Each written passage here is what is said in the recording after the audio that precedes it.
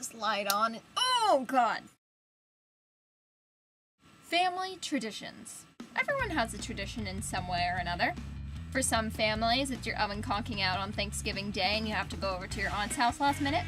For others, it's getting your friends together to do Secret Santa and you realize you get the one Jewish person in your group. But traditions aren't just for holidays alone. I mean, for my family, it's once a month my sister and I get a movie from Amazon that we already saw in theaters, so my parents will finally watch it. And you know what this means? This is a school project video! Yes, I'm supposed to talk about family traditions. So the original assignment was to interview an elder in my family and talk about a tradition we have. Only problem is, we don't have any. So I thought long and hard about what I could possibly do for this assignment, and then it hit me. Disney. Yes, for those loyal to my YouTube channel, you'll know my school project videos usually consist of me talking academically for 30 seconds, some Disney clip that in some roundabout way I can connect to what I'm supposed to be talking about, more academic, the end, A+. Not this time. This time I'm going to use my own clips that I've recorded at Disney parks to explain something that my family has recently recognized as a tradition. Enjoy. Good magic morning, everybody, and I'm saying this while I'm getting off Indiana Jones because I am at Disneyland! I've been going to Disneyland for as long as I can remember, and now I've been 31 times. I only recently started vlogging there because I saw what a great opportunity this was to capture memories with my sister, like meeting characters. That's Flick from A Bug's Life, by the way. I'll admit I'm still not the best vlogger, but recently my sister has agreed to be on camera more often because she realizes that these memories we get to make together are probably the best we'll ever have. I'm vlogging from atop a flying elephant! This is fun! It's fun! Did I get you in the shot? Well, now you definitely did. From an elephant to a teacup! This didn't start out as heartfelt as you'd think. Honestly, this started as me filming Disney characters, asking them questions and trying to get them to break character, laugh, or just film their reactions. Sure, we do still get the occasional fairy trying to hook us up with one of the cast members. Here we have 3 of Pixie Hollow's finest bakers. Brandon, Gio, and Mason! And not only are they the finest of Pixie Hollow's bakers, they're also eligible bachelors! Okay! And I'll have you guys know, I was 15 when I filmed this clip. Yeah, that was fun. Now I mostly film our interactions just because they're so fun and I never want to forget them.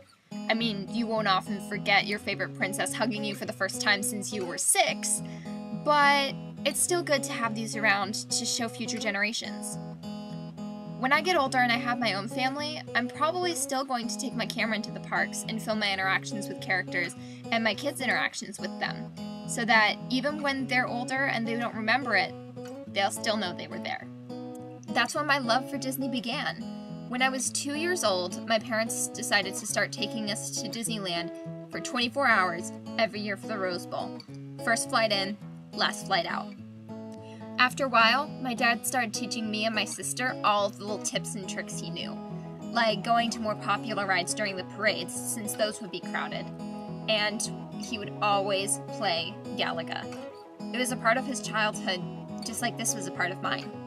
Of course, since we were there for the Rose Bowl, we'd always watch the game from the ESPN zone in downtown Disney.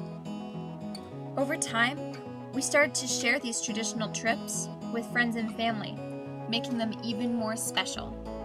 We even got to spend our first Halloween in Disneyland with one of our oldest and dearest friends. In that time, the Rose Bowl kept getting closer and closer to Christmas, and there would be more and more people in the park.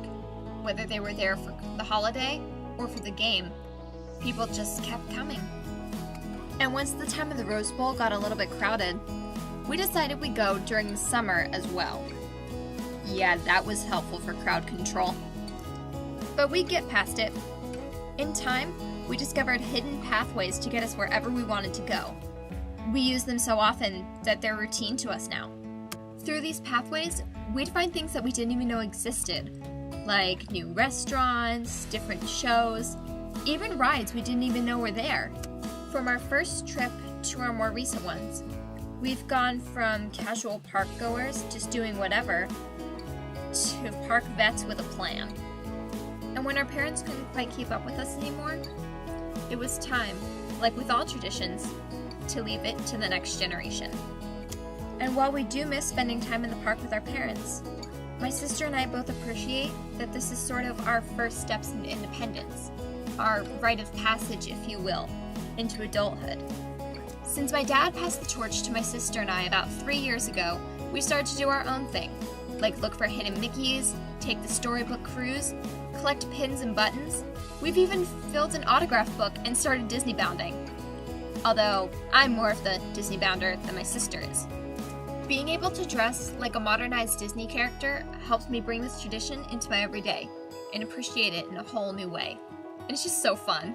And we started to take the train everywhere. And ironically, one of our traditions is to try something new. To try new food in one of the restaurants, to make new friends in line, and even to go on a ride that you may not go on anywhere else.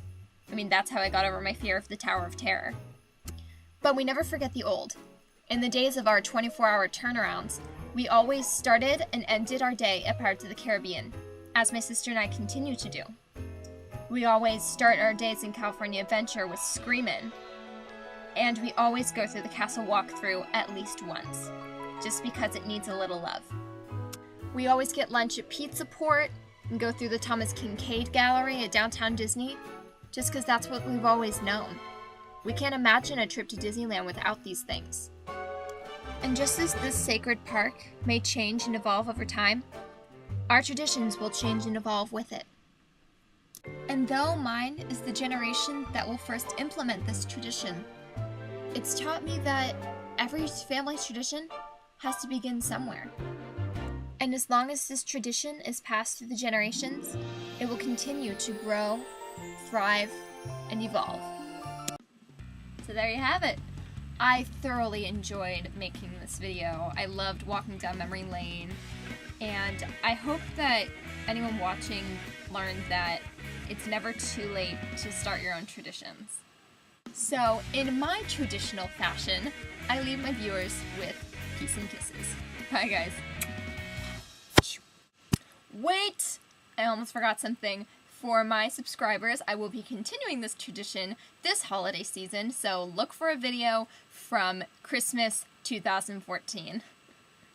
Alright, now I'm done. Bye, guys.